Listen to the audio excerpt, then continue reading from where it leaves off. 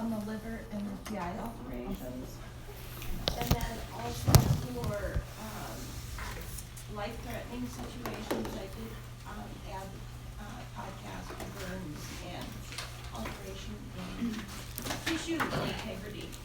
So what I wanna review then are those two podcasts along with what we covered last time.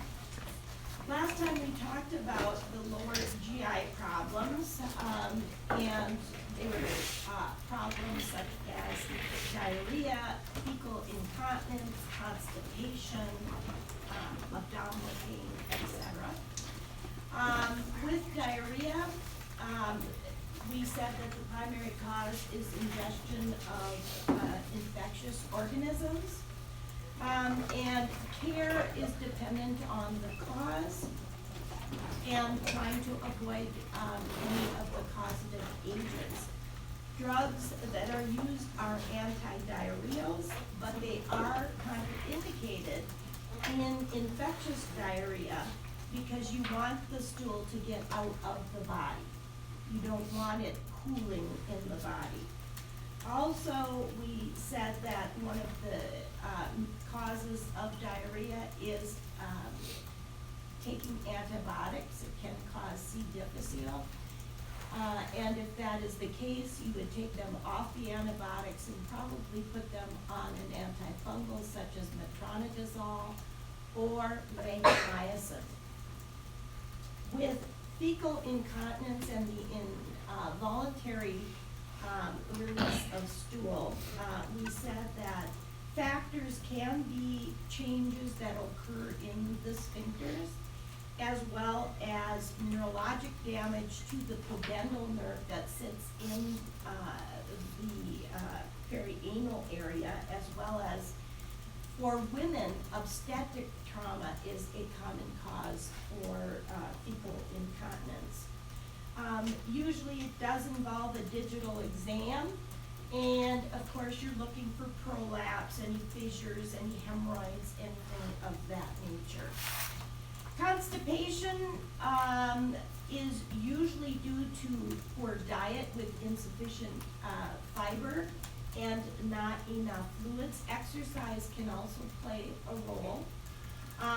And one of the consequences of constipation is oftentimes the development of hemorrhoids.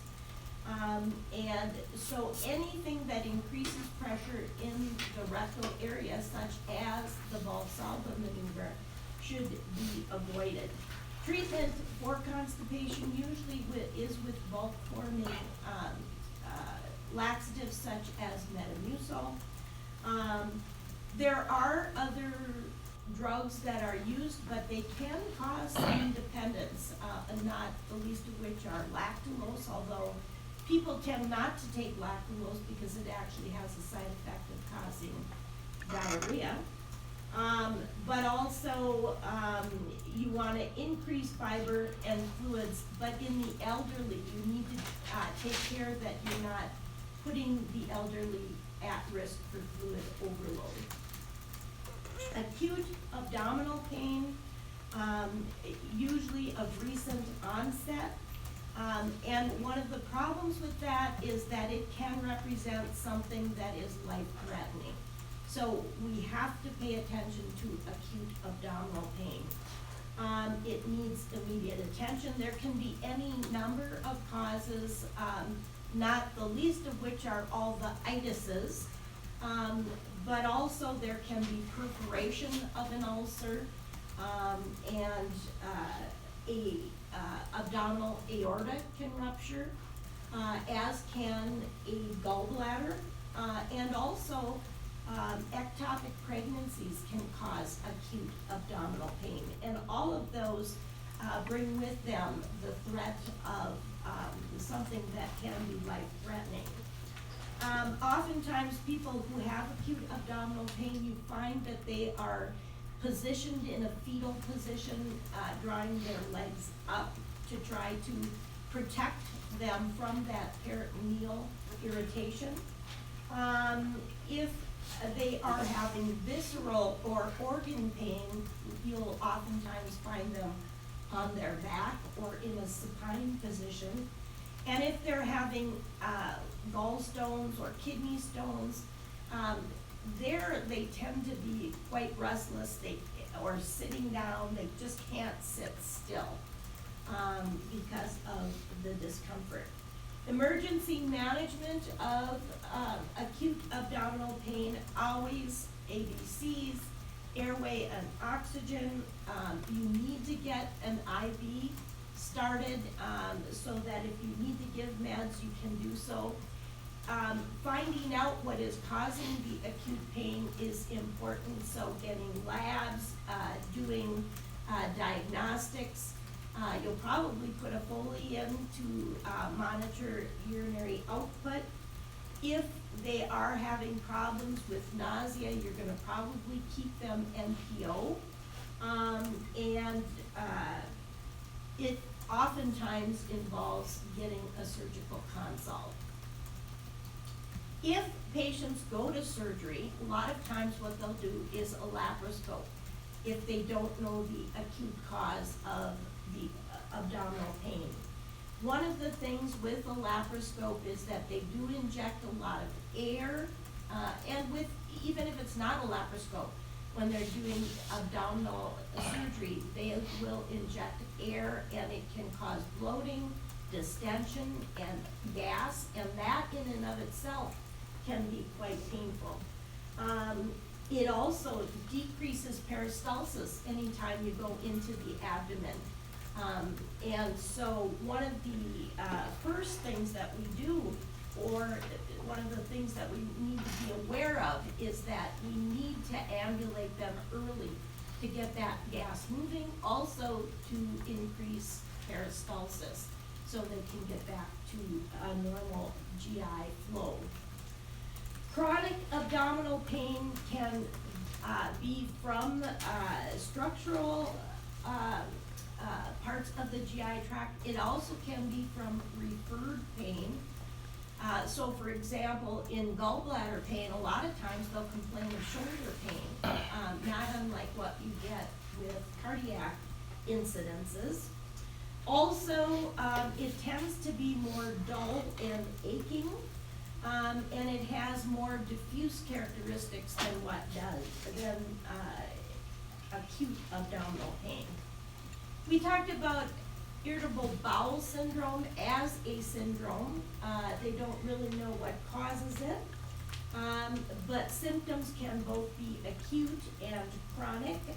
It can be related to GI irritation, intolerances to food, and also there is a significant psychological factor in irritable bowel.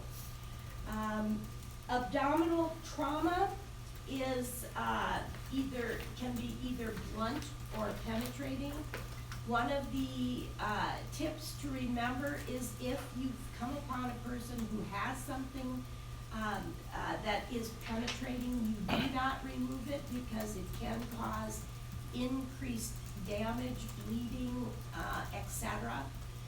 So you get them to the hospital as quickly as possible. When a patient has had abdominal trauma, oftentimes they are guarding. They may have, and one of the big things about abdominal trauma is that it is so vasculated that they are at risk for compartment syndrome of the abdomen. And that can be life-threatening. It kills the cells. So you want to look for, listen to bowel sounds. There may be decreased bowel sounds, or there may not be any bowel sounds at all. The abdomen might be firm and hard. Also, there may be contusions or abrasions. A couple of signs that we look for are Gray-Turner sign, which is a bluish discoloration around the flanks, and then Cullen's sign, which is a bluish discoloration around the umbilicus. And those can be signs of bleeding into the abdomen. and in particular retroperitoneal bleeding. Treatment for abdominal trauma is always focused on the ABCs. Also fluid replacement, because if they are hemorrhaging, they're at risk for hypovolemic shock. And you wanna prevent that, so you need to get, IVs into them. Oftentimes they'll use volume expanders. Lactated ringers is a volume expander. Also blood. A lot of times they'll give them RBCs as opposed to whole blood. However, someone who is massively hemorrhaging probably will get whole blood. But you do need to be careful with that because of the increased risk for fluid overload.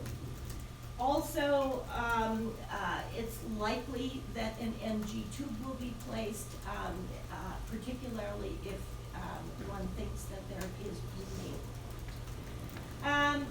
The inflammatory disorders of the GI tract, appendicitis, usually attacks between 10 and 30 years of age. It can be manifested by distension, also by venous engorgement. And what happens is when the veins engorge, bacteria and mucus will back up. And that then can cause gangrene, it can cause perforation, and it can cause peritonitis. Peritonitis is the worst complication of appendicitis. And so early diagnosis is very important as far as that is concerned. Usually appendicitis pain localizes at McBurney's point, which is midway between the superior iliac crest and the umbilicus on the right side, so right lower quadrant pain. They'll have rebound tenderness, so when you push on the belly one way and it comes back, they have increased pain. They may have, when they cough, sneeze, or deep breathe, that causes increased pain. Oftentimes they'll position themselves with their right leg flexed because it does, again, take the irritation off that peritoneum.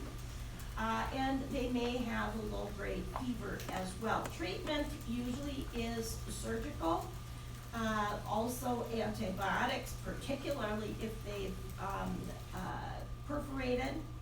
And usually they will be given fluid resuscitation even before surgery. The thing with appendicitis, you do not give them laxatives or enemas. That can be dangerous. That can actually cause perforation because it increases peristalsis. We keep them NPO. Recovery from appendicitis is fairly quick. We ambulate them the day of surgery usually, and sometimes they can even go home on the day of surgery or the following day. And usually they're back to full activities in 2 to 3 weeks, so it can be treated fairly quickly. Now, as I said, peritonitis is the worst complication of appendicitis, which causes irritation to the peritoneum or the lining. And if there is perforation, then there is bacterial infection. And with that, there comes massive fluid shifts, as well as adhesions can develop. And so these patients can be very sick. Abdominal pain, tenderness, particularly over the perforated area, rebound tenderness, they may have muscle rigidity and tension. They tend to take more shallow breaths because of the pain. If they have abdominal distension and tachycardia, that can lead to complications of hypovolemic shock, septic shock. They can develop ileus. They can develop also problems with abscess, and it can advance to adult respiratory distress syndrome, and that can be fatal. So, abdominal distension with accompanying tachycardia is like a red flag in peritonitis because of the potential complications that can occur. Gastroenteritis or intestinal flu basically is inflammation of the mucosa of the stomach as well as the small intestine, usually related to viruses. Typically we see a sudden onset of diarrhea, nausea and vomiting and cramping.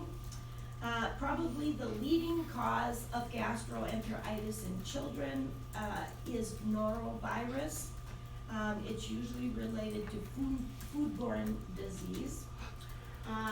Most gastroenteritis is self-limiting, and it probably would alleviate even without treatment, but the problem is, particularly with children, because of their high percentage of water content in their body, they can become dehydrated very quickly, as can the elderly, and so they run into problems with fluid imbalance.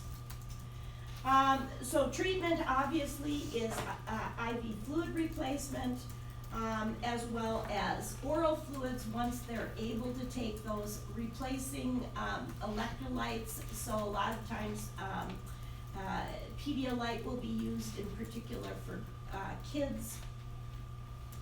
And as I said, a lot of times it will alleviate even though it's untreated, but we have to watch for those problems of fluid and electrolyte imbalance.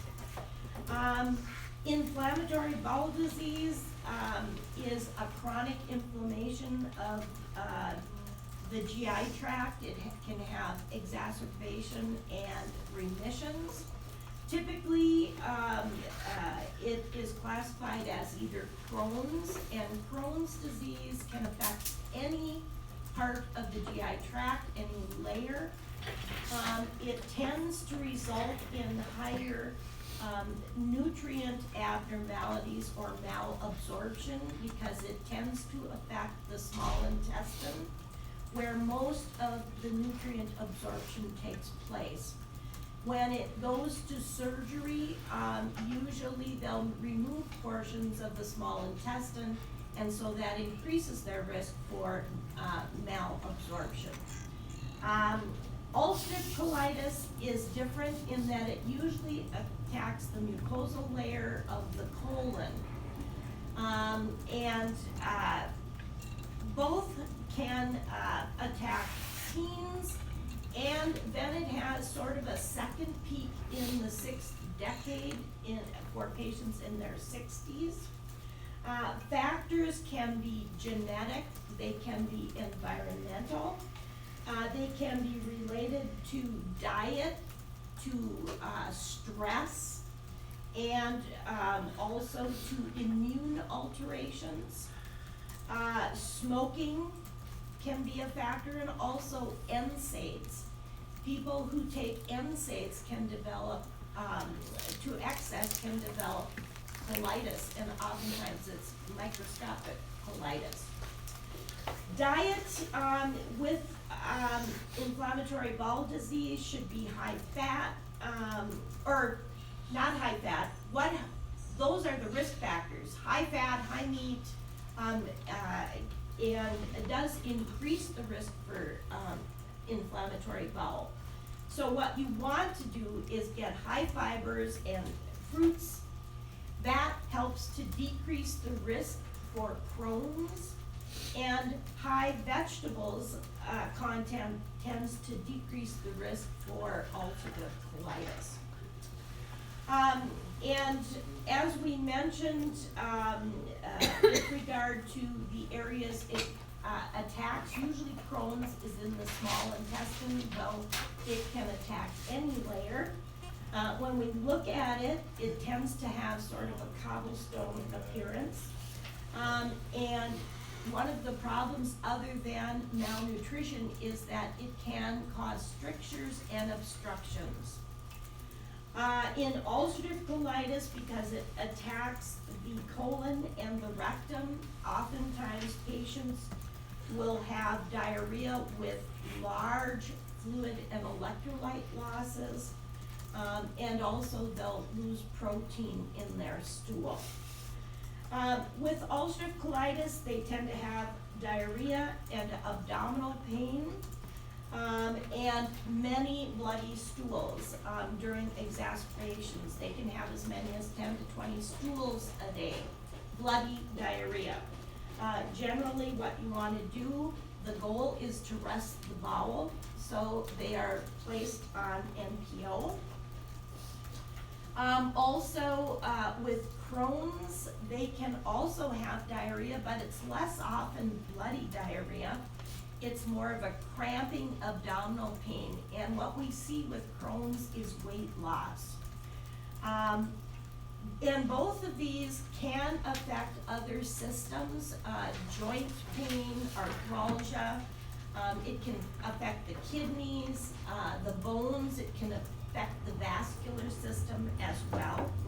And all of those discomforts are related to the release of cytokines. Remember in Learning Plan 1, we said that those are instrumental in causing inflammation, and this is an inflammatory bowel.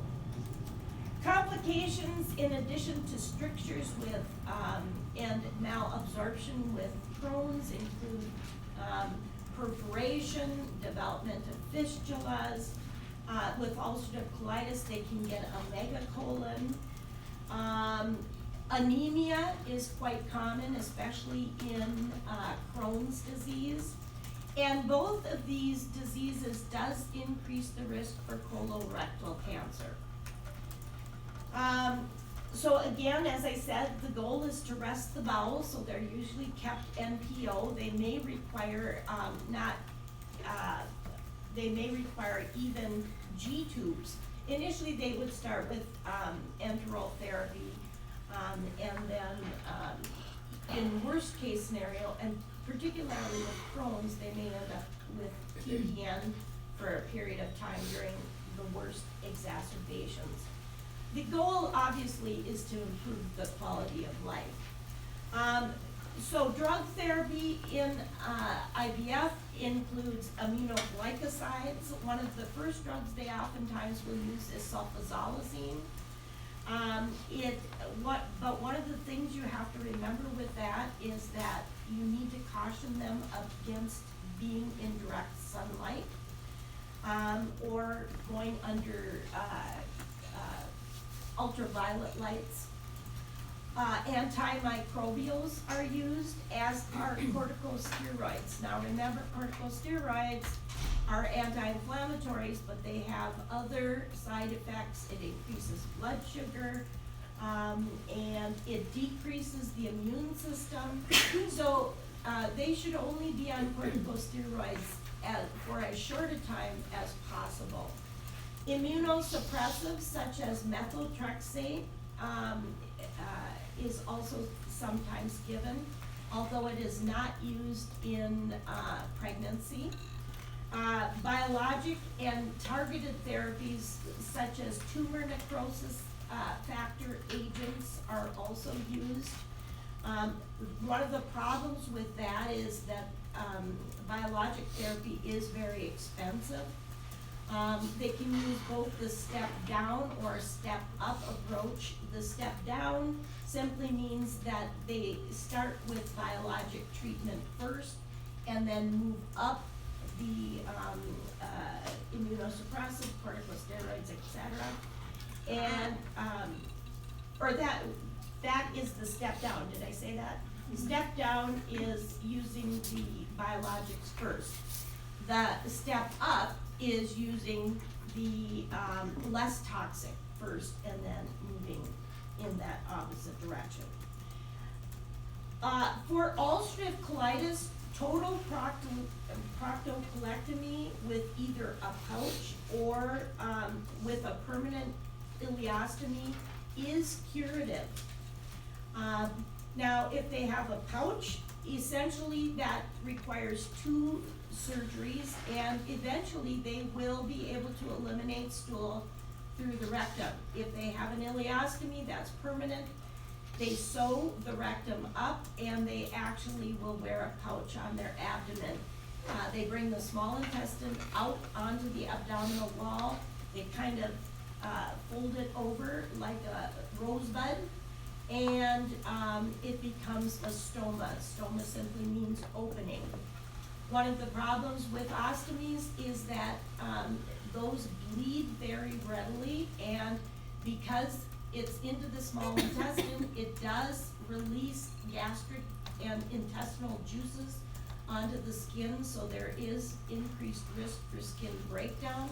So a lot of times we use protective barriers like Karaya and those kinds of things to protect the skin. Let's see, when they do ostomy, usually for ulcerative colitis with an ileostomy, usually the stoma is in the right upper quadrant, and again, continence will never be possible. For Crohn's disease, surgery involves removal usually of portions of the small intestine, and then that does put them at risk for short bowel syndrome, where the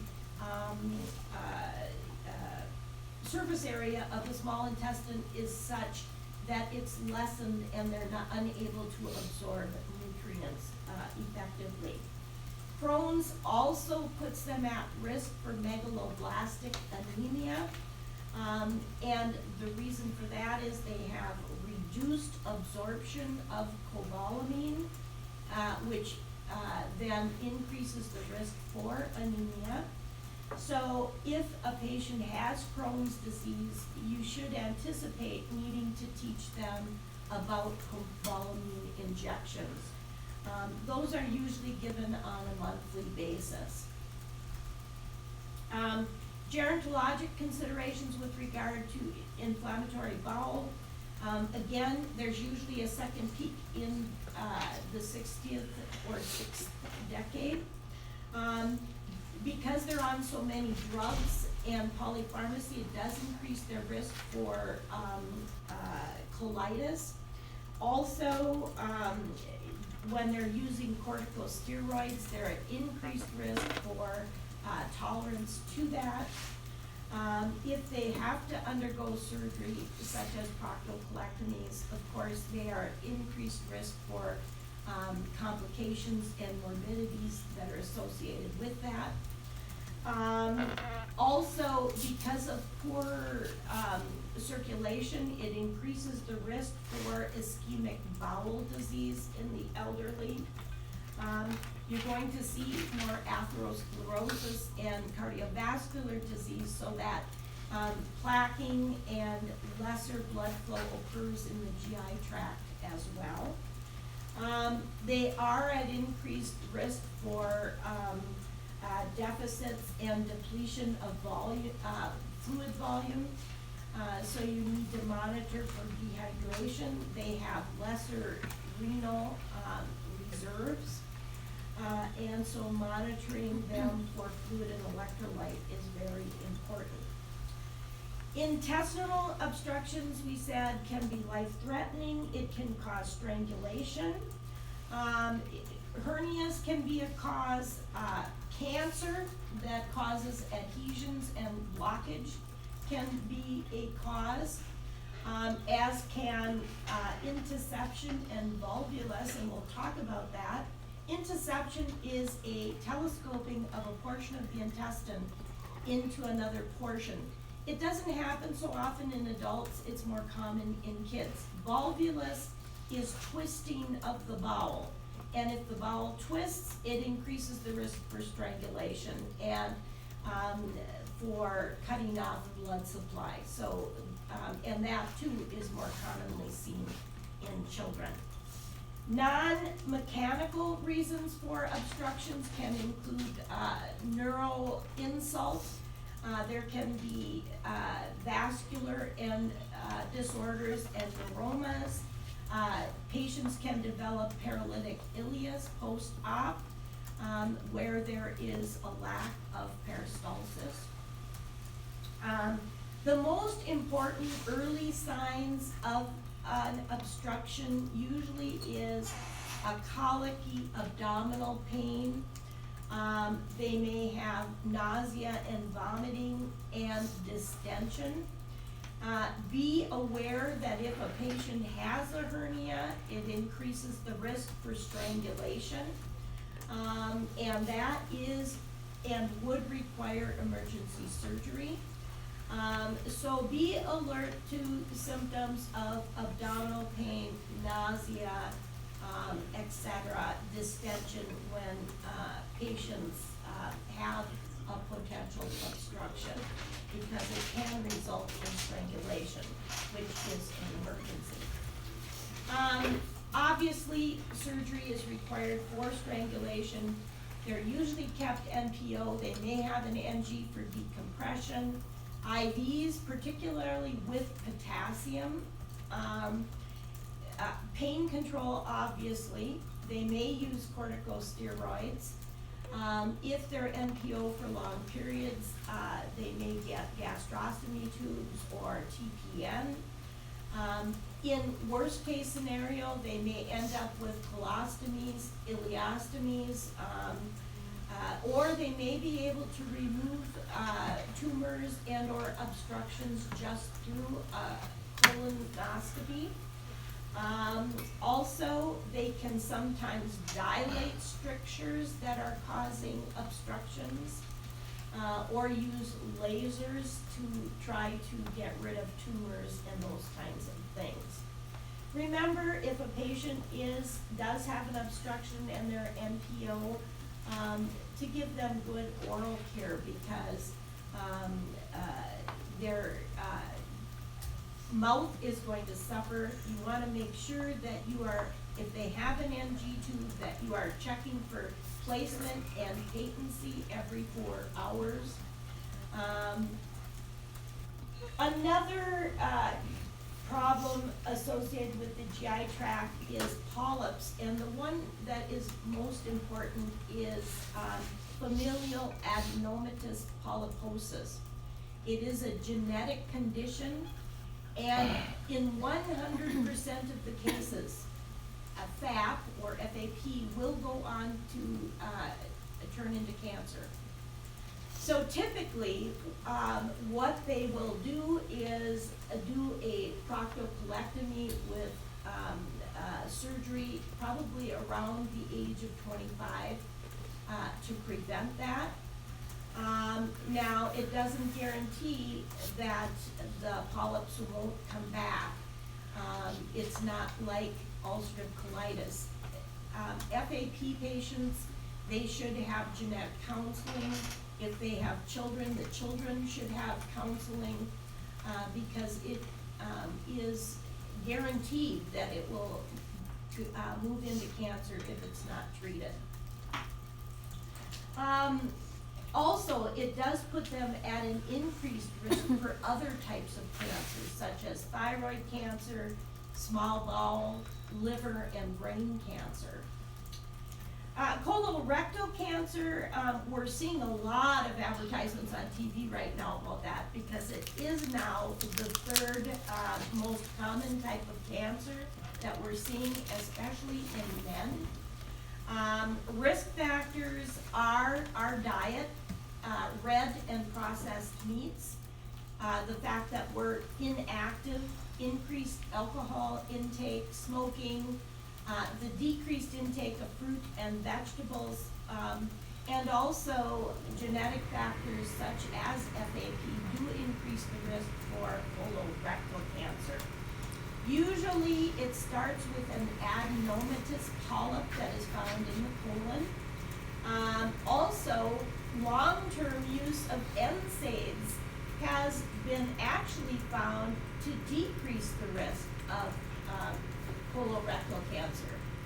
Unfortunately, it increases the risk for colitis. So, you gotta weigh them.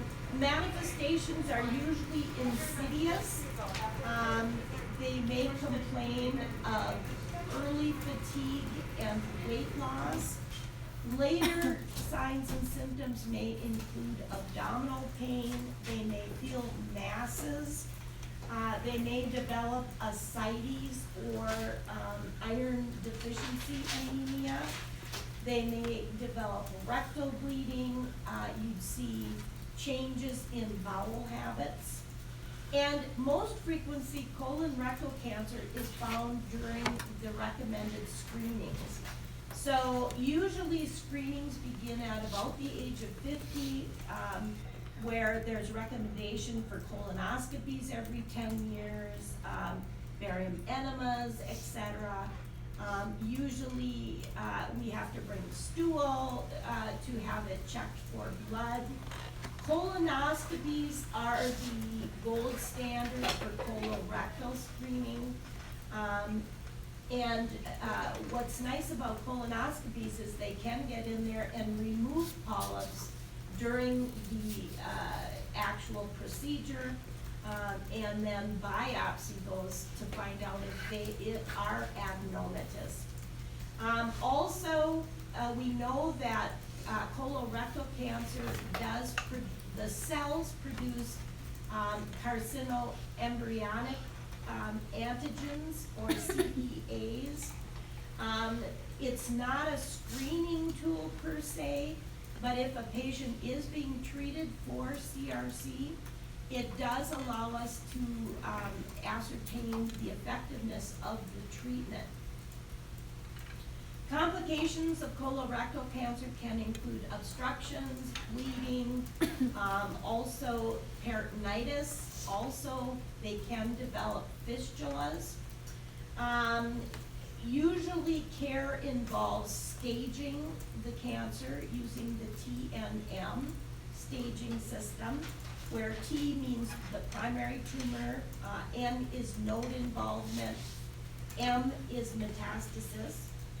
Surgery, hemicolectomies can be done, or they can do abdominal perineal resections or colectomies. Chemotherapy and radiation can be done. It can shrink the tumors prior to surgery.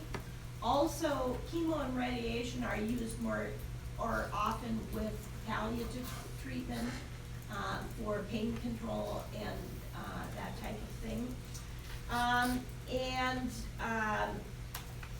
If they have to have surgery or ostomies, which then creates a temporary or a permanent opening, but what it ultimately does is it allows the bowel to rest. They can end up with an ileostomy, which again is usually permanent. Again, they bring that stoma out on the right upper quadrant. Taking into consideration, where is the belt line? Women who have ileostomies can get pregnant, they can have sex, as can men. However, with men, and the surgery itself does involve proximity to nerves that control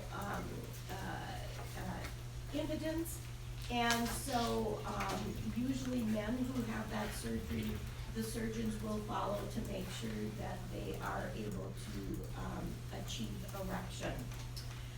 They can do loop stomas, which are usually temporary, and that's bringing two stomas out onto the abdomen. They can use Koch pouches, which are actually using a portion of the intestine to form a pouch in the abdomen, and then the patient can actually sort of empty that Koch pouch. And that is with an ileostomy. Remember that they sew up the rectum, and so that is how then they can excrete stool.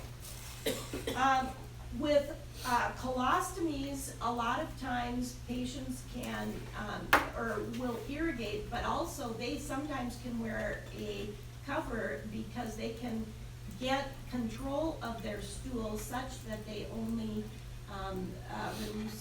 release stool at certain times. So it's a little bit more convenient because it can be more continent for them. The two major aspects of nursing care with patients with ostomies include emotional support for changed body image, and also teaching stoma and ostomy care. And when we as nurses are in the hospital, we need to be aware of some of the delegation decisions, like who can do ostomy care. Certainly with an established colostomy, ostomy, nurses aides who have cared for patients and understand the pathophysiology and the processes of stoma and colostomy care can do that. But it should be stable patients, not ones who have just come out from surgery or if they're having exacerbation of symptoms and those kinds of things. Grief support is important, and so emotional support is quite important with ostomies. Diverticulosis and diverticulitis. Diverticulosis is non-inflamed outpouchings. Itis is inflamed outpouchings. They tend to be more common in the elderly, and that's usually related to higher luminal pressure within the colon. Also, they tend to take lesser fiber. We don't see diverticulosis, diverticulitis in vegetarians because they do take enough fiber in. Manifestations can be anything from asymptomatic to significant abdominal pain. They can have bloating, they can have flatulence. With inflammation, there is increased pressure, and with increased pressure, it increases the risk for perforation and diverticulitis. In diverticulitis, there is more of an acute pain, generally in the left upper quadrant. Sometimes you can palpate masses. Systemically, you may see them get fever. If you look at their labs, their CRP will elevate. They may have leukocytosis and a shift to the left. Although, uniquely in the elderly, they actually may be afebrile. So there are some unique changes there. Usually, diverticulitis or losis is discovered again, much like colorectal cancer, when they're doing screenings. Usually when they're doing a flexible sigmoidoscopy or a colonoscopy. And diagnosis is usually done at that time with biopsy. Collaborative management is with high fiber, decreasing the amount of red and processed meats, increasing activity. Weight reduction is also a part of the plan of care. Decreasing intra-abdominal pressure, so trying to avoid straining, avoiding tight clothing as well.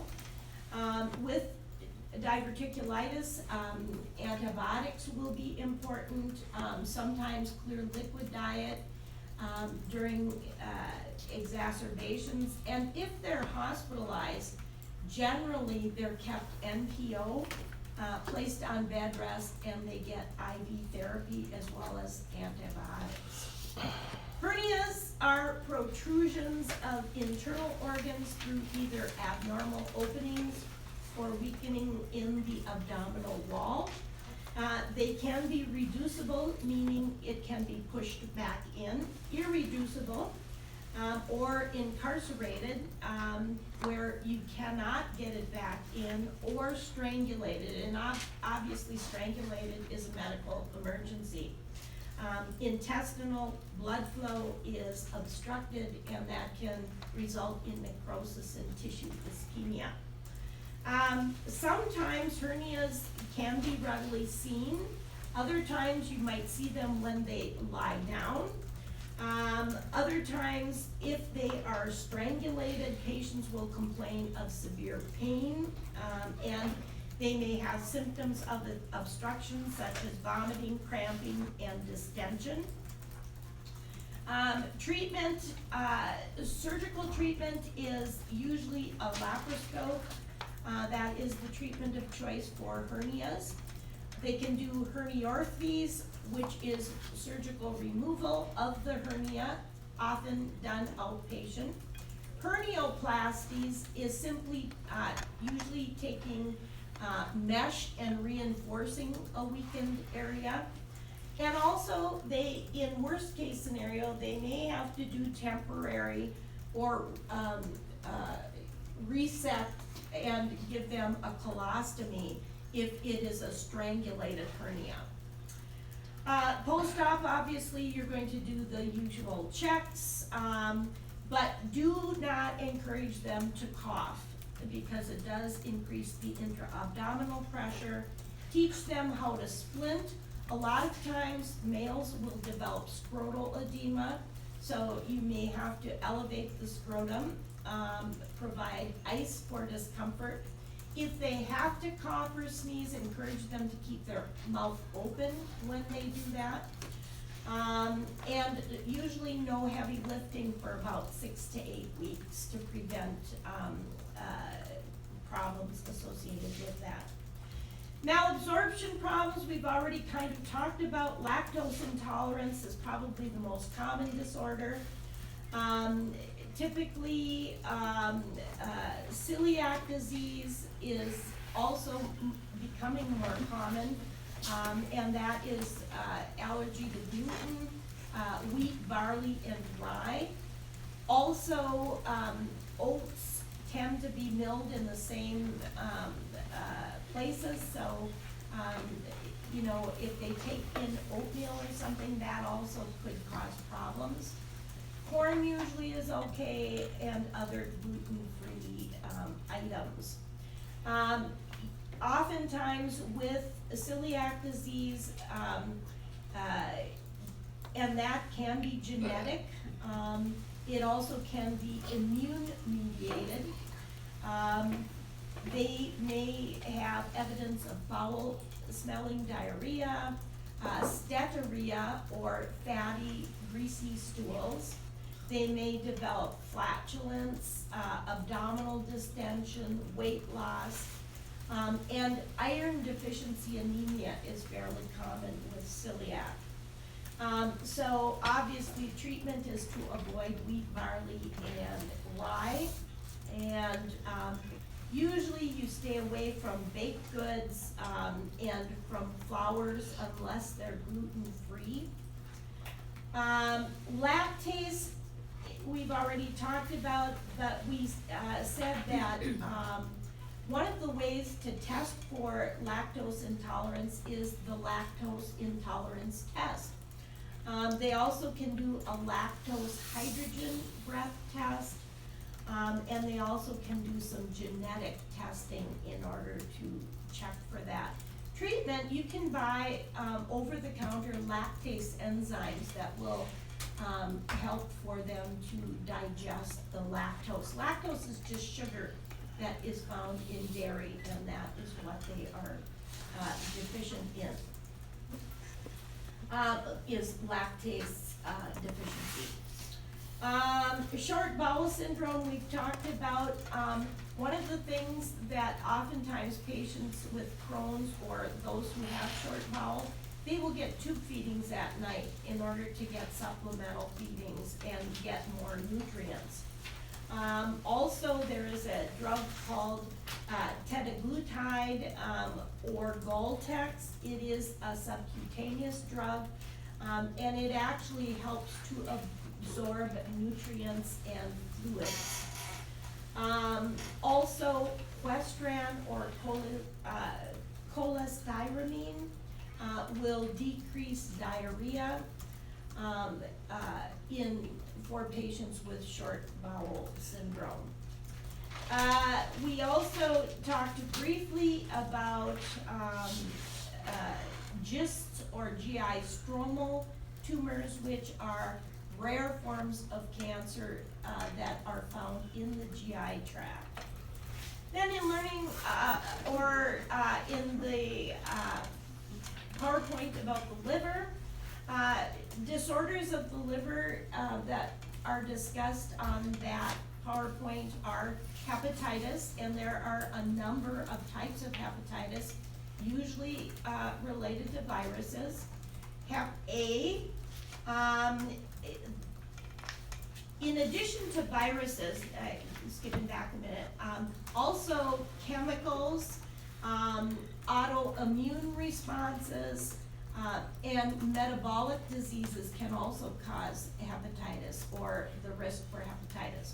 So Hep A is oftentimes, it is spread by the fecal-oral route, and you oftentimes find people with Hep A who are in very crowded, unsanitary conditions.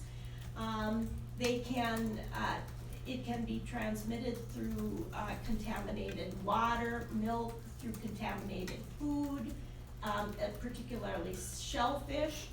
Also, Hep A can be transmitted through food handlers who have not, are not participating in good cleaning. Sexual contact also is a possibility. Symptoms of Hep A are sort of flu-like, although it can move into jaundice and actually acute liver failure. The best prevention for hepatitis A is getting the vaccine and hand washing. Hep A vaccines are given for children.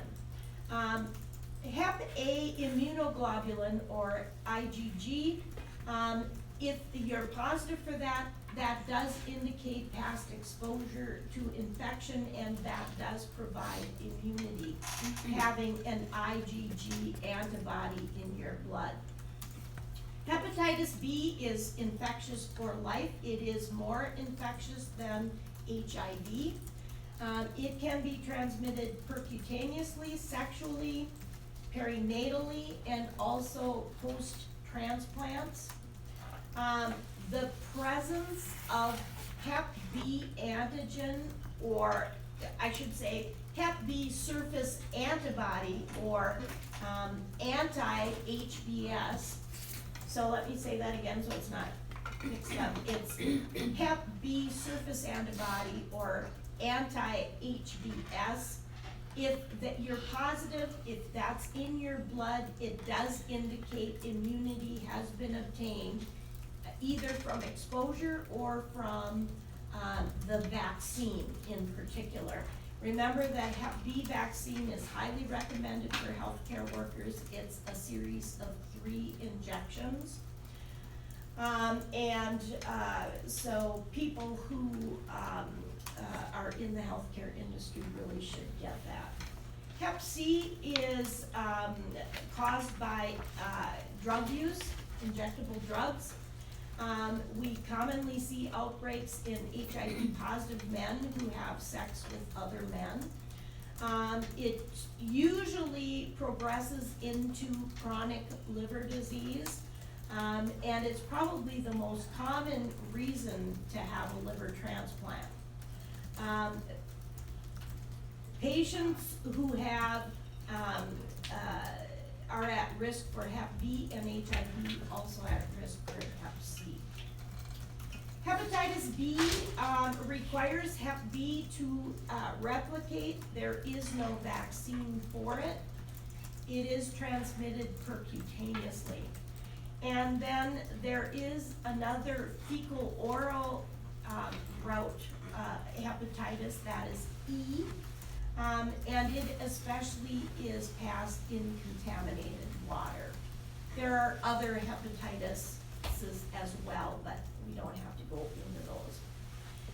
What happens with hepatitis is the liver damage is mediated by cytotoxic cytokines and natural killer cells. Remember in Learning Plan 1, we talked about what happens in inflammation. So here again, We're talking about the inflammatory process, that stressor. Liver cells can regenerate. In the elderly, it's very difficult. But if, basically, if they move from acute hepatitis to chronic hepatitis, that means they have chronic inflammation, and usually that will result in fibrosis and then eventually cirrhosis. Systemic effects of hepatitis, they do develop that antigen antibody, which activates complement. And what you might see in the systems, you may see a general rash, angioedema, a swelling of the lips, the face, etc. Nausea, vomiting, pain in the right upper quadrant. Also, they have decreased or arthritis and arthralgias. They may develop glomerulonephritis as well as vasculitis. In the acute stages, they can become anorexic, and again, that pain does sort of localize in the right upper quadrant. Decreased taste and smell, general malaise, arthralgia. They may develop urticaria and hives, enlarged spleen when they are quite infective. They may develop jaundice or they may not.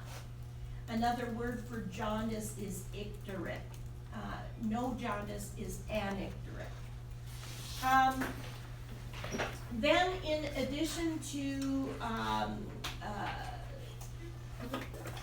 acute symptoms, more chronic symptoms move to general malaise, fatigue, elevation in liver enzymes.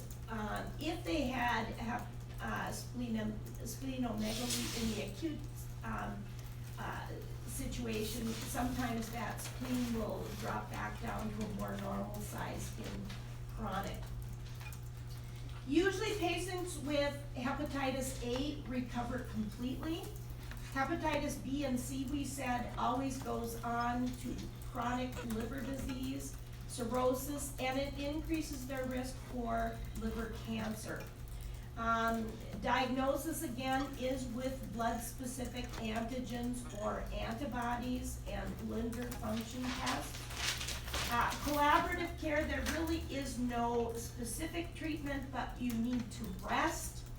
And because the liver can regenerate, you allow it to by resting it, giving it a well-balanced diet, providing vitamin supplements, also avoiding drugs and alcohol.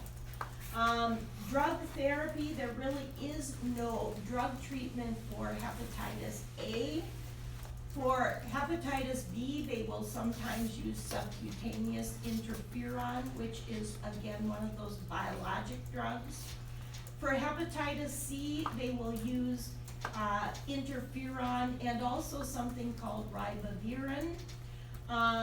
Those have significant side effects. It can cause leukopenia, a diminished immune development of WBCs, and also anemia. So when patients are on those drugs, you want to make sure that you're monitoring for side effects.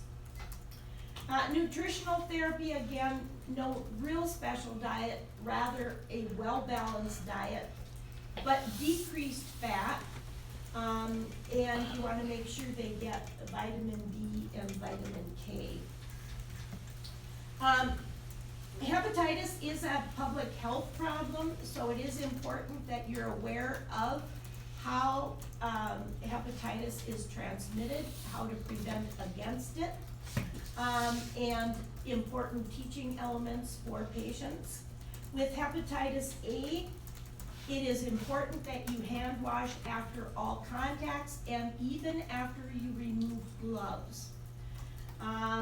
Use of infection control procedures for both Hep A, B, and C. environmental sanitation for hepatitis A, special food handling for A, vaccines, and early administration of immunoglobulin to provide prophylactic treatment of Hep A. With Hep B and C, we now screen all donated blood because of the severity of Hep B and C. People have gotten hepatitis in the early days because of donated blood. We use now disposable needles, needleless systems because of Hep B and C.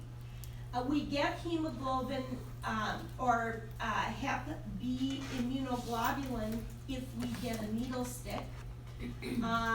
Also, we get hepatitis B vaccines, good hand washing, condoms with sexual intercourse, no sharing of equipment, needles, decrease, always think in terms of blood and secretions being contaminated with Hep B and C. Always think of it as being infectious.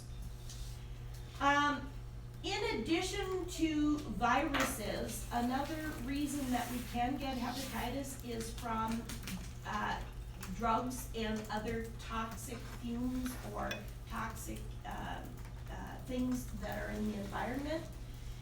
One of the most common causes, drug-induced hepatitis, is acetaminophen.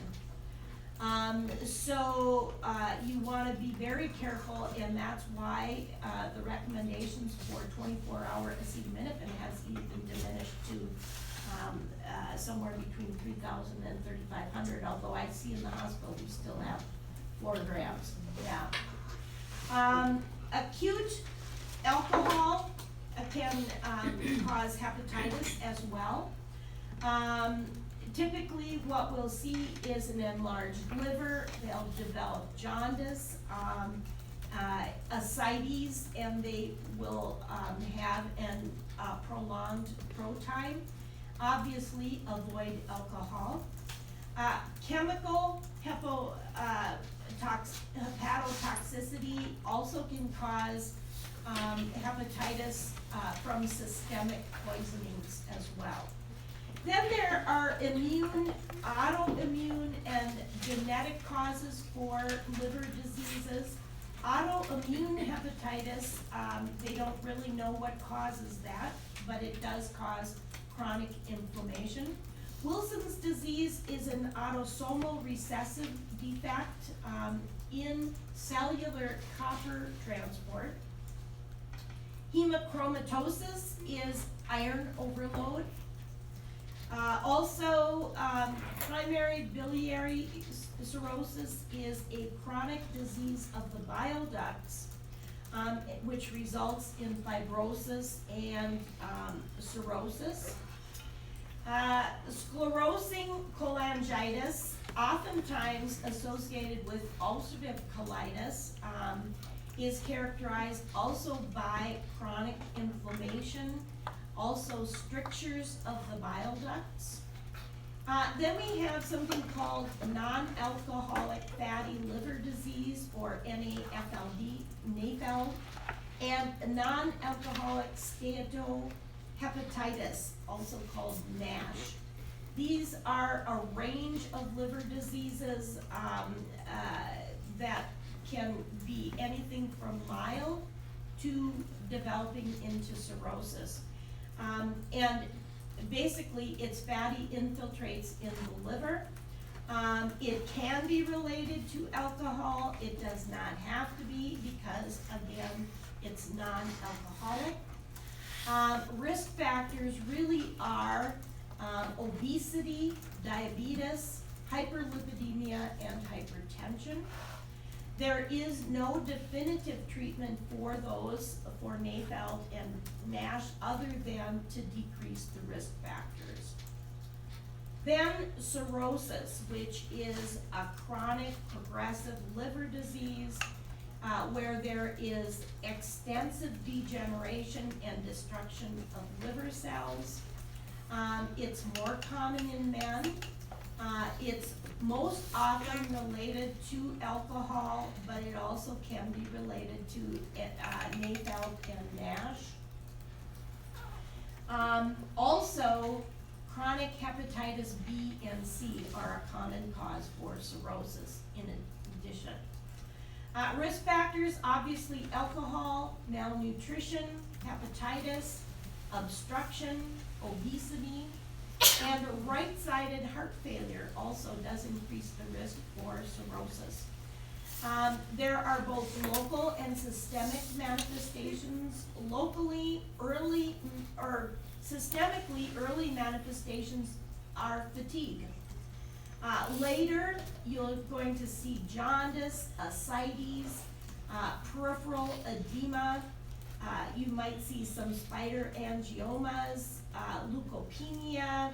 There are other systemic manifestations in men. You can see gynecomastia and testicular atrophy. In women, there may be amenorrhea or vaginal bleeding. They also may develop peripheral neuropathies. Along with the ascites, they can have sodium and water retention. Complications of cirrhosis include liver hypertension or portal hypertension. They also can develop life-threatening esophageal varices where there can be massive hemorrhage, and that's usually related to the portal hypertension, where the pressures are so great that it increases the risk for varices. Peripheral edema is common, and that's usually related to impaired liver synthesis of albumin. Remember that albumin is a part of protein, and protein is active in oncotic colloidal pressure.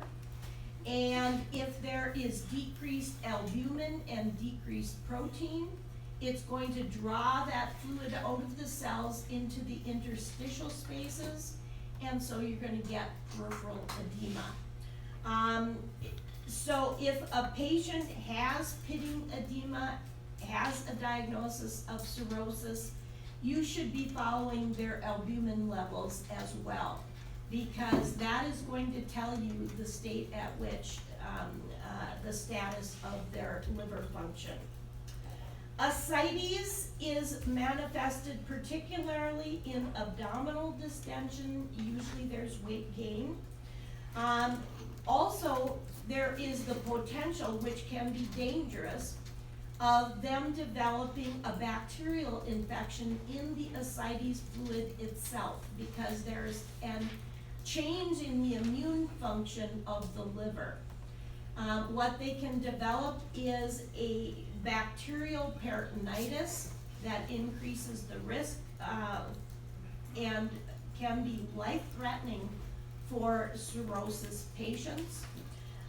So if you have a patient who has cirrhosis, also has ascites, and now they start to develop signs and symptoms of infection such as fever, general malaise, nausea, vomiting, you want to be alert to the fact that it could be this development of bacterial infection in the ascites fluid itself. Another complication for cirrhosis is hepatic encephalopathy that primarily affects the neural system, and it's related to the neurotoxic effects of increased ammonia. And when there's increased ammonia in the circulation, that can initiate and precipitate encephalopathy. One of the factors that can increase ammonia in circulation is GI bleeds. Also esophageal varices bleeding. Those can increase ammonia in the GI tract. So it is important here again with patients with cirrhosis and are showing signs of encephalopathy, or that you are monitoring their ammonia levels. because it increases the risk for encephalopathy for them. Generally, one of the characteristics that we see with hepatic encephalopathy is patients will develop what is called asteriscus. If you ask them to hold their hands out and to maintain those, they won't be able to. They'll flap them and they'll be all over the place. That is positive asterixis, and it indicates usually that there is elevated ammonia in the blood, and that they are developing encephalopathy. We can also test the effectiveness of treatment by asking them again to hold out their hands once we've treated them, and if that improves, then we can think that whatever we're treating them with is probably working. There's also hepatorenal syndrome that is a complication which can develop into renal failure and eventually will probably require liver transplant. Diagnosis of cirrhosis usually involves early changes in liver function tests, and in later stages, those liver function tests actually drop back to normal, but you're going to see a decrease in protein, in albumin, and in cholesterol, and an increase in bilirubin. You also will see an increase or a prolonged pro time, so it increases some of those risks. How do we take care of patients with cirrhosis? Well, in order to deal with ascites, we can use sodium and fluid restrictions. We can remove fluid with paracentesis. Also, a mainstay of therapy for ascites is diuretic therapy. Remember that combination therapy is probably the best therapy for doing diuresis. And what they'll oftentimes use is a potassium sparing and a potassium losing diuretic. A potassium sparing would be something like spironolactone. A potassium losing would be a loop diuretic such as Lasix. So it's important that with ascites you are monitoring the potassium. If the potassium is normal, you would give both of those medications.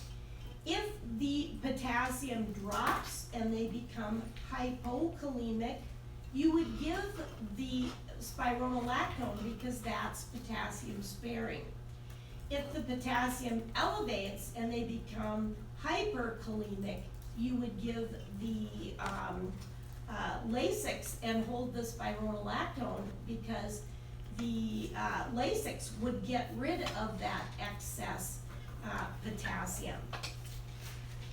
In addition to sodium and diuretic therapy, we can do shunts that will allow continuous reinfusion of the ascites fluid to go back into the venous system of the body. With regard to dealing with esophageal varices of cirrhosis, avoid alcohol, aspirin, and NSAIDs. Beta blockers are used to decrease portal hypertension and also to decrease the risk of bleeding. We screen for varices with EGD. If they're bleeding, we stabilize them, we maintain their airway, we get IVs, anticipating fluid resuscitation and blood.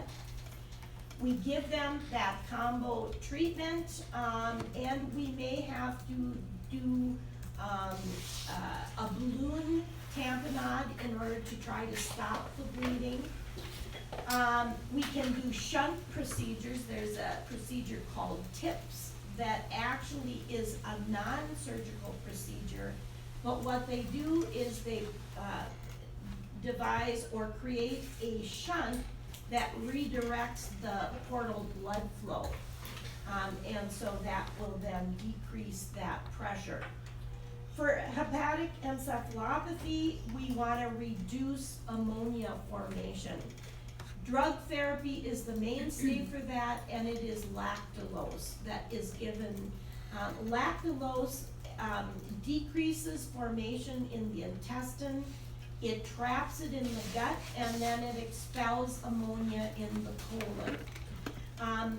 Encephalopathy, as we said, is oftentimes characterized by neural changes. So if you see a patient becoming more alert and oriented, you can assume that whatever treatment, and if it is lactulose that you are giving, that it is working. Remember, compliance is an issue because lactulose can cause diarrhea, so it's important to explain to the patient why they need to take the lactulose. As far as nutrition, increased calories and carbohydrates, moderate to low fat.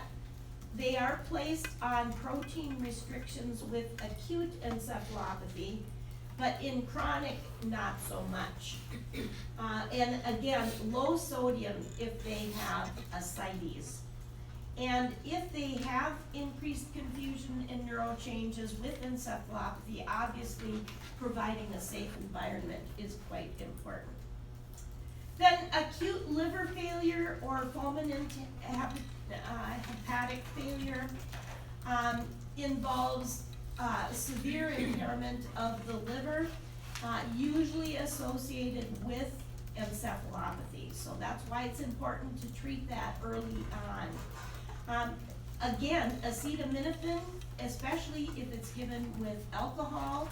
Also, hepatitis B can play a role in the development of acute liver failure. And management usually involves them being in the intensive care and probably needing an imminent liver transplant. The first clinical sign in acute liver failure is a change in mentation. You're going to see elevations in bilirubin, ProTime, and liver function tests. Liver cancer, usually it has a very poor prognosis, and they complain of dull abdominal pain in the right upper quadrant. We treat it like Hep B and C, and we screen for patients who might be at risk for liver cancer. We treat it also similar to cirrhosis. We can do partial hepatectomies or removal of a portion or lobes of the liver. They really don't treat liver cancer with chemotherapy because there's a known poor response rate to chemotherapy. And usually it's palliative care, and you want to keep the patient comfortable. Liver transplants require rigorous pre-op screening. Usually cadaver or live donors can be used. Post-op complications include bleeding, infection, and rejection. The thing about rejection in livers is there's not as an aggressive a rejection as we might see in kidney failure. However, the first 1 to 2 months post-liver transplant are pretty critical. So you want to protect them. You don't put them in with patients who are infected or who are immunocompromised in those first months. And we've kind of addressed with the elderly how they have an increased risk for liver problems because of decreased drug metabolism, decreased ability to regenerate. They're more prone to liver injury because of polypharmacy. More likely to have hepatitis C. They're less able to tolerate the complications of cirrhosis, so they can't tolerate massive bleeding. And a lot of times encephalopathy will be diagnosed as dementia, when in fact it is hepatic encephalopathy. Pancreatic disorders include acute pancreatitis. These patients are quite sick. Essentially, what happens is there's pancreatic enzymes are activated, and the patient's own enzymes start to auto-digest the pancreas. It's usually represented with acute left upper quadrant abdominal pain that can radiate to the back. They are quite sick. They here too can have signs of Cullen's and Turner's sign. Remember, Turner's is that discoloration at the flanks, Cullen's discoloration around the umbilicus. They can develop tachycardia, hypotension, a shift to the left. Pain can be aggravated by eating. They can quickly move into shock and hypovolemia. And some of the complications that are pretty significant for them are pleural effusion, atelectasis, and pneumonia, and ARDS, so respiratory complications. Care can be supportive to surgical. A lot of times they will do an ERCP, particularly if the pancreatitis is accompanied by gallstones. If they develop cysts, they can do a percutaneous drainage. Morphine is the drug of choice for acute pancreatic pain, as are antispasmodics, unless they have ileus. And in chronic pancreatitis, a lot of times they will use replacement of pancreatic enzymes, and also they will require insulin. Usually these patients are so sick they are kept NPO. They get enteral and or TPN feedings for long periods of time. They need to avoid alcohol. We increase their carbohydrates, and we give them supplemental fat-soluble vitamins. Vital signs are very important. IVs, fluid and electrolyte balance. Again, assess their respiratory status. The pancreas is very close to the diaphragm, which puts it very close to the lungs. So you do want to listen to the lungs and monitor saturations. If their condition moves into adult respiratory distress, you may have to intubate and vent them. So again, they can be very sick. Chronic pancreatitis,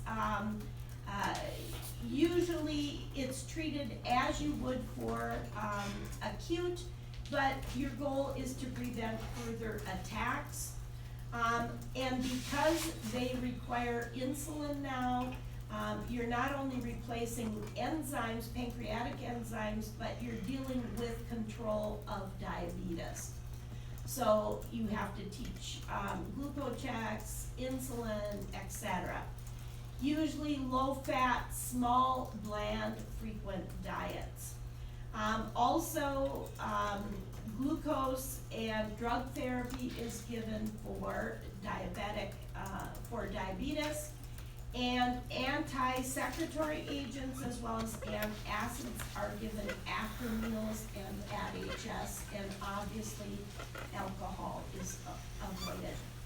Pancreatic cancer, again, very poor diagnosis. Usually they die within 5 to 12 months.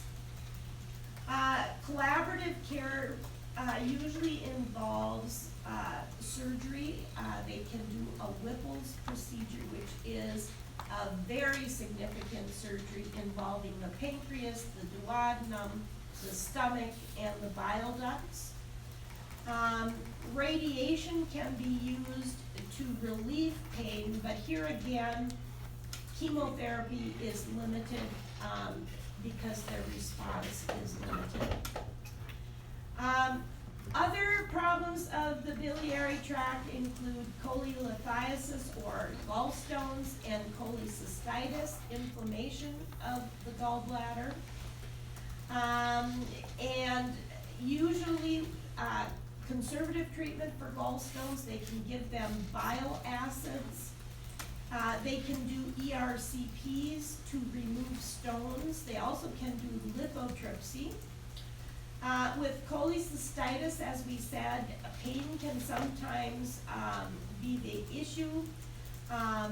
With inflammation, they can sometimes be placed on antibiotics. Surgical therapy may involve removal of the gallbladder, usually done through a lap chole, which allows them to have minimal post-op pain. They get out early and they can get back to work usually within a week or so. Probably the most common complication of gallbladder surgery is they can injure the common bile duct. Nutritional therapy, small, more frequent meals. They actually do give some fat with each meal because it does encourage the gallbladder to empty. Decreased calories if they are already obese, encouraging low saturated fats. High fiber and calcium.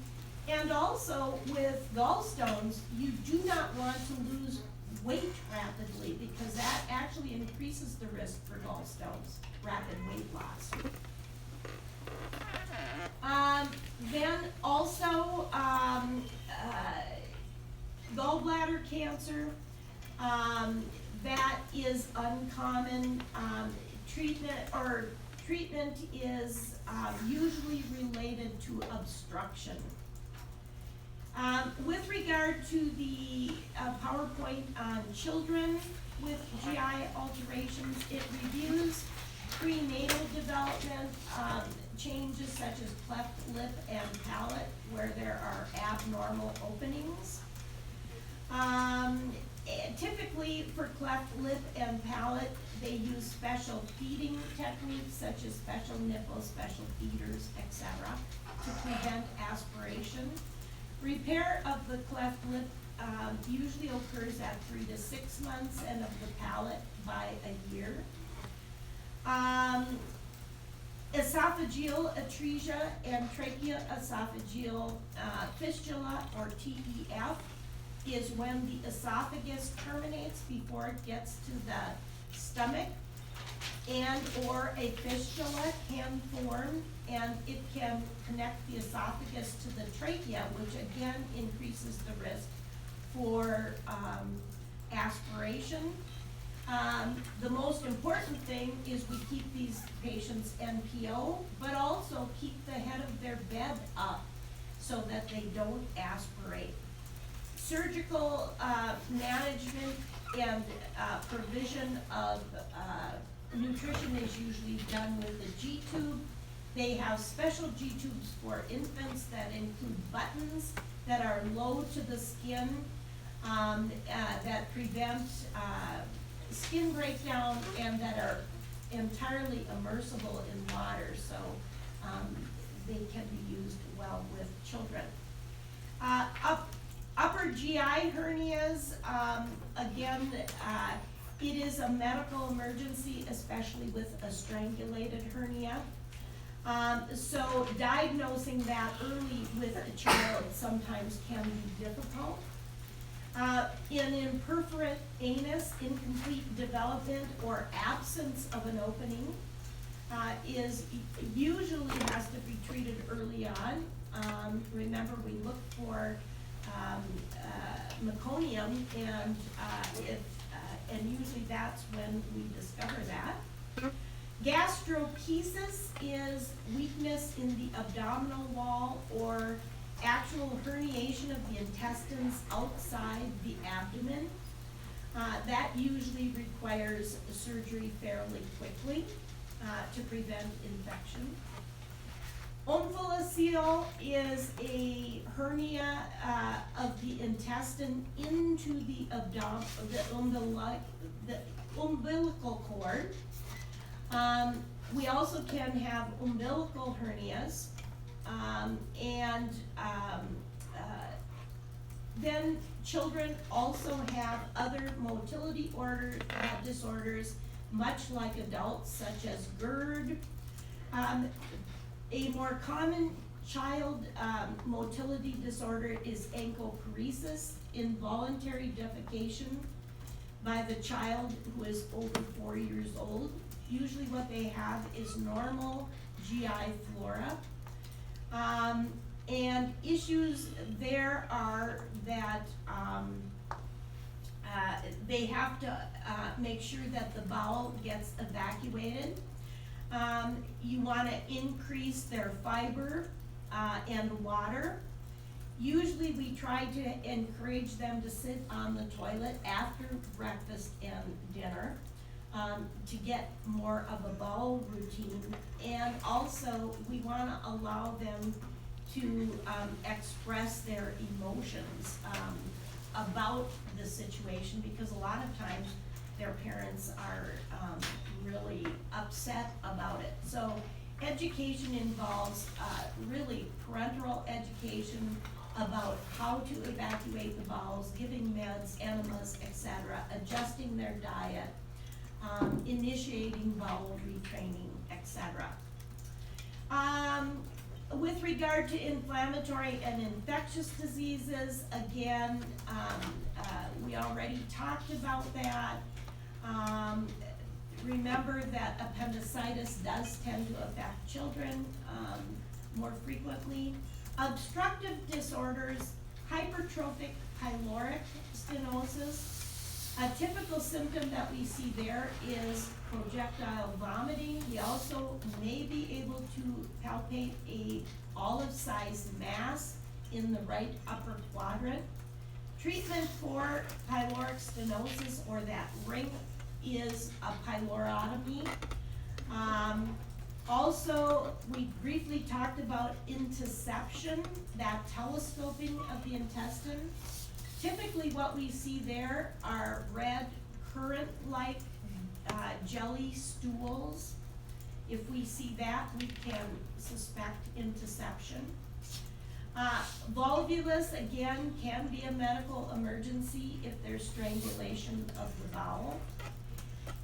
Hirschsprung's disease can result in megacolon, where there is absence of ganglion cells in the rectum, and it is a major cause of lower bowel obstruction in newborns. So we typically will see that in newborns. Malabsorption disorders are similar as with adults.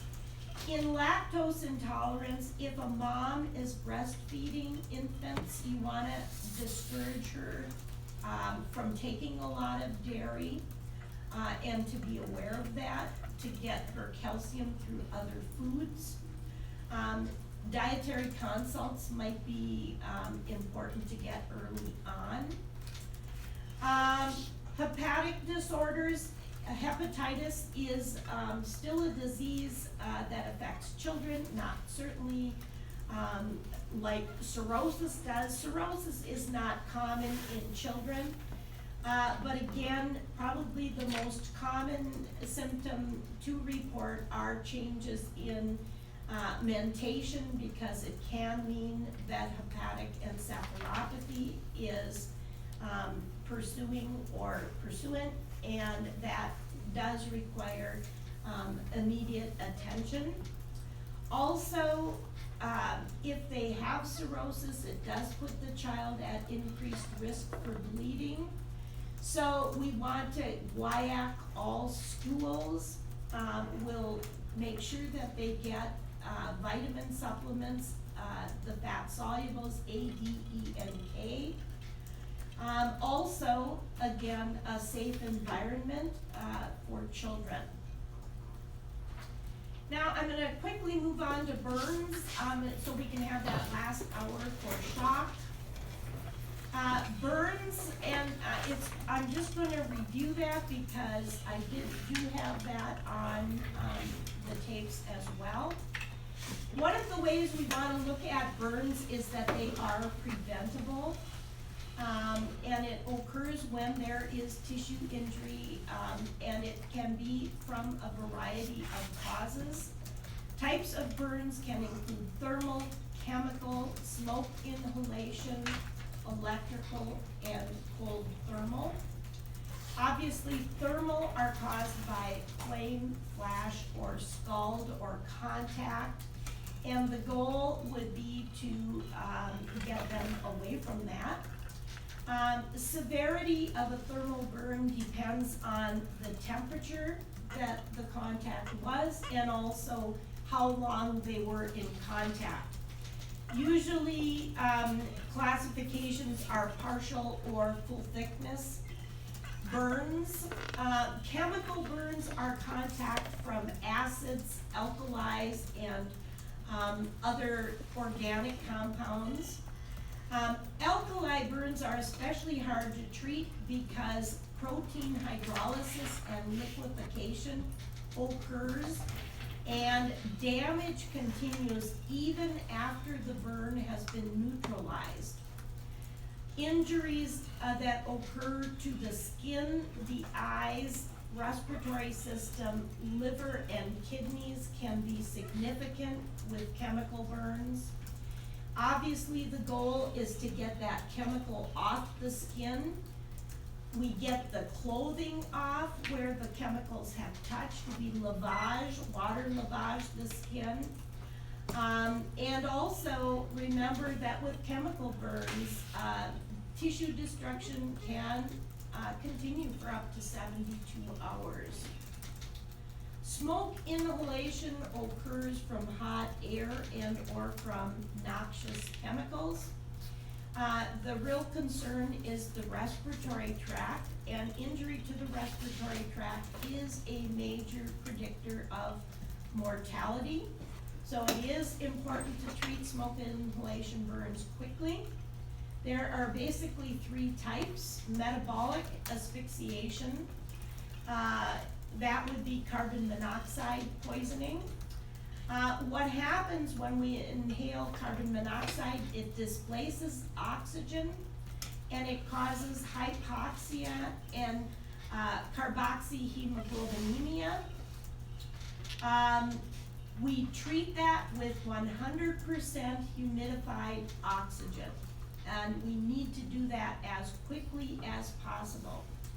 Remember, carbon monoxide poisoning or asphyxiation can occur outside of having fire or thermal burns to the skin. Upper airway injuries is another type of smoke inhalation that can occur to the mouth, the pharynx, and or the larynx. Usually they are thermally produced by hot air or steam or smoke. And there can be massive edema related to the burn. And with that edema and with the burn of the skin, that can cause compromise of breathing. Edema that is caused by scalding can actually be lethal. And you look for clues that will tell you that they've had upper airway injury, especially if you find them or they come to you and are demonstrating facial burns, if they have singed nasal hair, if they are hoarse or are complaining of dysphagia, if their oral or nasal membranes are dark, if they cough up carbonaceous sputum or darkened sputum, if they were found in an enclosed space, or if they have clothing burns in and around their chest or neck. That could mean that they've had upper airway injury. Lower airway injury includes injury to the trachea, the bronchioles, and the alveoli, and usually injury is related to the amount of time that they were exposed to smoke and fumes. One of the problems with lower airway injury is that injury they might look great initially, but then 12 to 24 hours after they develop pulmonary edema. And that can rapidly move into ARDS, or adult respiratory distress. Electrical burns result from coagulation necrosis caused by an intense heat from an electrical current. It can be caused by direct injury to nerves and vessels that cause tissue anoxia and death. The severity of an electrical burn depends on the amount of voltage. Tissue resistance, some tissues will accept burn more readily. How it moved through the pathway, the surface area, and also how long they were exposed to the current. Currents that move through vital organs can be more life-threatening than those that move through less important tissue. Remember that severity for electrical burns is hard to assess because most of the damage takes place under the skin. It sort of has an iceberg effect. And when they have muscle spasms, they can be so strong that they can actually fracture bones. So if you see a patient, or if a patient has been electrocuted, you come upon them, be careful that you not move their head. That needs to be stabilized because they could have a cervical fracture. It's likely they were standing and were thrown to the ground. They're at increased risk for dysrhythmias, also metabolic acidosis and myoglobinuria. And myoglobinuria occurs when damaged RBCs travel to the kidneys, and they can cause acute tubular necrosis. And remember, we said that a fixed 10-10 would indicate that. And then that could rapidly move into acute kidney injury. And then finally, thermal burns can occur as well. We classify burns according to the depth, the extent, the location, and what patient risk factors there are. Typically, we've said there are first, second, and third degree burns, but the American Burn Association advocates using the terms partial and full thickness. It can be superficial partial thickness, which is just through the epidermis, deep partial thickness, which is through the derm, and then full thickness, which can go through all layers of the skin. It can go into the muscle, the bone, etc.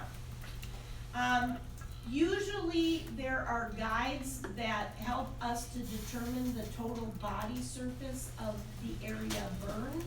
The two most common are the Lund-Browder. It basically assigns percentages to the area burned. And then there's also the rule of 9. The Lund-Brauer is considered the more accurate. The rule of 9 is used for quick assessment. The location of burns have implications. If there's burns to the face, neck, and chest, there is increased risk for respiratory obstruction. If there are burns to the hands, the feet, the joints, and the eyes, there is increased risk for self-care ability and ability for ADLs. Injury to the ears, the nose, the butt, the perineum increases the risk for infection. Circumferential burns or burns around the extremity have implications for circulatory compromise and compartment syndrome.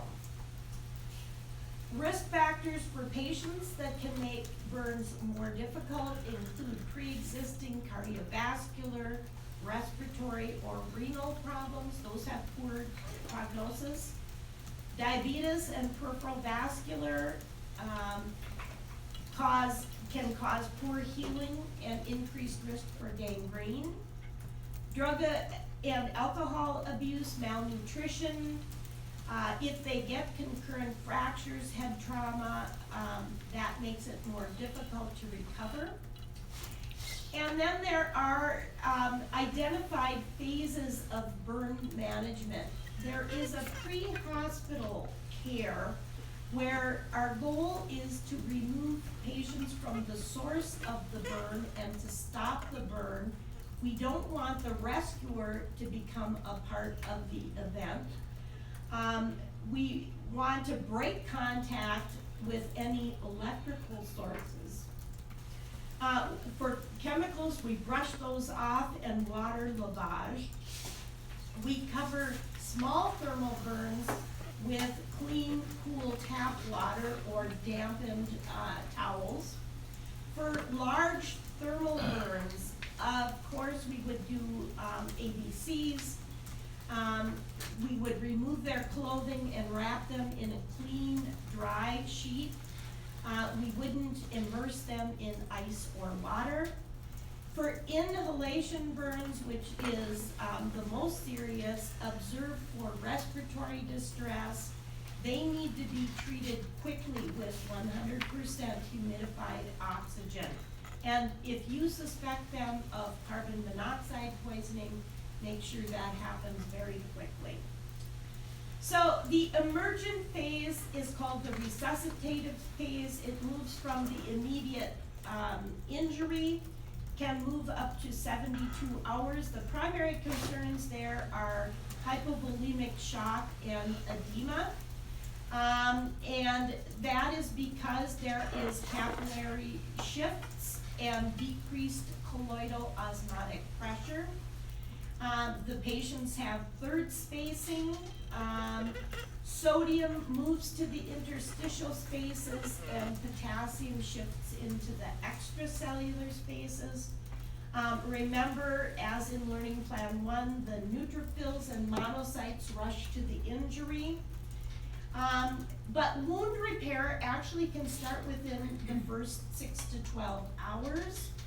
Unfortunately, there are immunologic changes. Remember, the skin is the first protective barrier that's been broken. The bone marrow is depleted, so RBCs and other blood cells are diminished, and the immune system is broken down. Complications in the emergent stage include cardiovascular, respiratory, and urinary symptoms. They can develop shock, dysrhythmias, airway obstruction, asphyxia, pneumonia. There is decreased blood flow to the kidneys. They can develop renal ischemia. Treatment is early intubation, eschorotomies if the chest wall is compromised. Fluid replacement, usually what we use is the Parkland formula. Wound care is usually delayed until ABCs and fluid replacement has been established. But we will eventually move into debridement and open and closed method. Infection is the most serious threat, and it's usually from the patient's own flora, and so staff have to protect about bringing their germs into the patient. Open method of wound care is when the burns are covered with topical antibiotics, usually sulfadiazine or Silvadene. There's no dressing over the wound. And then the closed method where they will put sterile gauze over topical antibiotics. They also can use allografts and homografts. Anytime there's burn to the face, an open method of wound care is used. Antibiotic ointments are used if there's corneal burns. If a patient is burned on the hands and arms, you want to extend those so that they, and elevate those so they don't develop contractures. Ears should be free of pressure, so usually burn patients aren't allowed pillows. Meticulous perineal care, because that does increase the risk for infection. Usually a Foley is placed, and early range of motion. Analgesics are a very important part of pain management, especially morphine and Dilaudid. They can use Versed or Midazolam for dressing changes, and a very important concept is to pre-medicate prior to dressing changes. Anytime you are going to do a procedure that is going to cause pain, pre-medicate. Most patients are given tetanus immunization, again, antimicrobials, usually topical, such as Silvadene, and they tend not to use systemic antimicrobials as much. You want to prevent against thrombus, so low molecular weight heparin, and also sometimes Flotrons and TEDs are used. Fluid replacement is the #1 concern with nutrition, and early and aggressive nutritional support, usually with TPN, usually results in better wound healing. They are in a very hypermetabolic state, sometimes require as much as 5,000 calories a day. And then supplemental feedings of vitamins and iron. In the acute phase, that begins when they're when that fluid is immobilized and they start to diurese and that swelling comes down, and the wounds are healed if they're partial thickness, and they're covered if they're full thickness with grafts. Usually what you have to be concerned during the acute phase are abnormalities in electrolytes. They can become hyponatremic with excessive GI suctioning and diarrhea. They can become, get water intoxication from dressing changes. Also, we avoid that or treat that by giving them juices and nutritional supplements. Hypernatremia can actually occur even when we are giving adequate fluid resuscitation, but they can become hypernatremic if the enteral feedings are too high sodium. Also, we may have to restrict sodium in their IVs. Hyperkalemia can occur if they are in renal failure, and it does readily occur when there's massive muscle injury. It can cause dysrhythmias and ventricular failure. And also, if they're getting IVs without potassium added, they actually can become hypokalemic. Also, vomiting and diarrhea can cause hypokalemia. Infections are a concern during the acute phase as well. And partial thickness burns can actually become full thickness burns when infection is present. So you want to watch carefully for signs and symptoms of infection.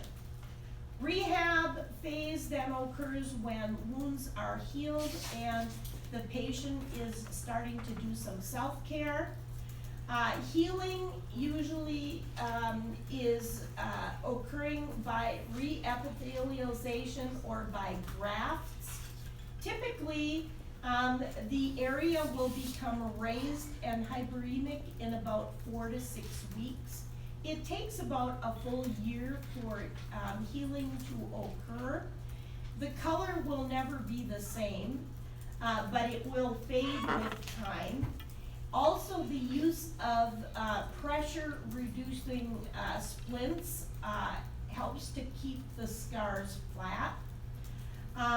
The healed areas can either be hypo or hypersensitive. Complications during the rehab phase especially involve skin and joint contractures. So we use splints and exercise and positioning to prevent those. They need a lot of encouragement, both the patient and the family during this period. A lot of times they'll need reconstructive surgery. With regard to the elderly patient, remember that they're normally at increased risk related to unsteady gaits, limited vision, polypharmacy, there may be hard of hearing. So having burns on top of that increases their risk. With regard then to the child with burns, all of the same relates to the child, but we have to remember that children have increased body weight related to water, so they have increased risk for fluid and electrolyte problems. And because of the fact that they are maintain poorer hygiene, they're at increased risk for infection as well. Okay, let's take a break and then we're gonna come back and go over shock and